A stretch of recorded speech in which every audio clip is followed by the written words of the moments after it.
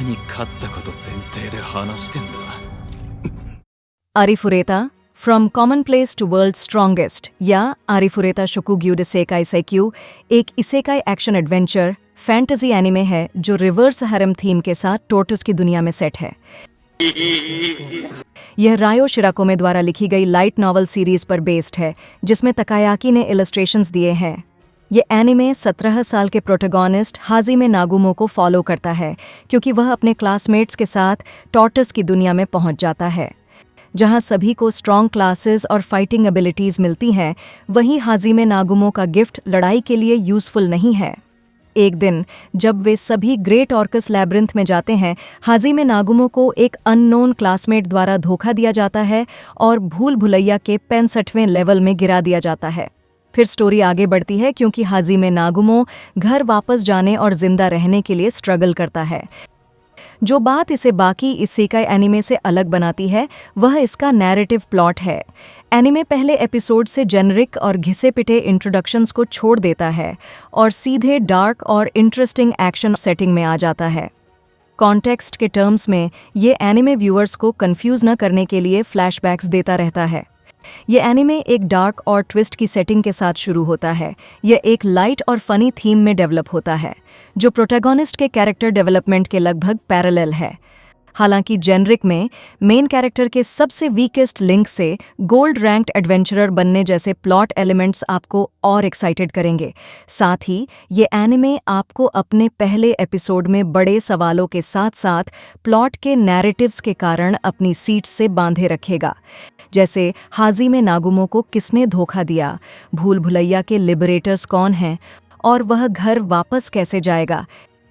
किसी भी isekai anime की तरह जहां प्रोटैगनिस्ट सभी साइड कैरेक्टर्स को मेन कैरेक्टर का पीछा करते हुए पाता है और आरिफुरेटा भी ऐसा ही है।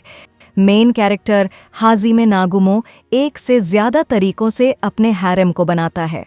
वह उसी मोमेंट से एनिमे वाइफूस को अट्रैक्ट करना शुरू कर देता है जब वह एक ओवरपावर्ड मेन कैरेक्टर बन जाता है। उसके पास काओरी शिरासाकी है जो उसकी पहली एनिमे वाइफू है, जो उसकी सेफ्टी के लिए इंटरेस्ट और चिंता दिखाती है क्योंकि वह वास्तव में एक हीलर है। फिर उसकी मुलाकात यूए से होती है जो ग्रेट ऑर्कस लैबिरिंथ में मिली एक एंशंट वैम्पायर प्रिंसेस है जो उसकी पार्टनर बन गई। बाद में उसकी मुलाकात शिया हॉलिया से होती है जो एक तरह से बेकार रैबिट वुमन है जिसने उसमें इंटरेस्ट दिखाया जब उसने उसके पूरे क्लैन को बचाया था। आगे बढ़ते हुए वह रास्ते में एक परवर्ट और यूनिक ड्रैगन लेडी टियो क्लेरेंस से मिलता है।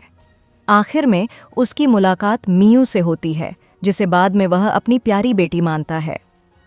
ये एनिमे कुछ सबसे मज़ेदार मोमेंट्स भी दिखाता है जो निश्चित रूप से आपके चेहरे पर मुस्कान ला देंगे।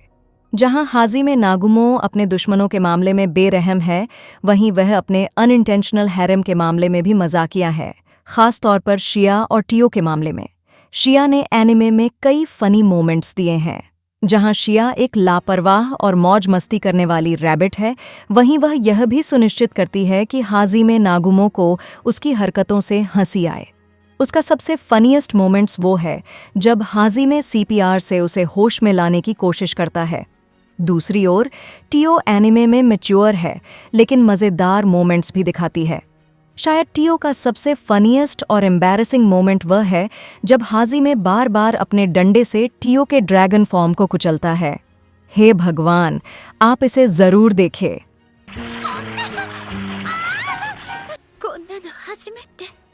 अरिफुरेटा एक ची एनिमे है। おいおいマジかよ。 क्या मुझे अभी भी यह बताने की जरूरत है कि एक ची एनिमे क्या है? शायद नहीं। आरिफुरेटा इस जॉनर के लिए कोई अलग नहीं है।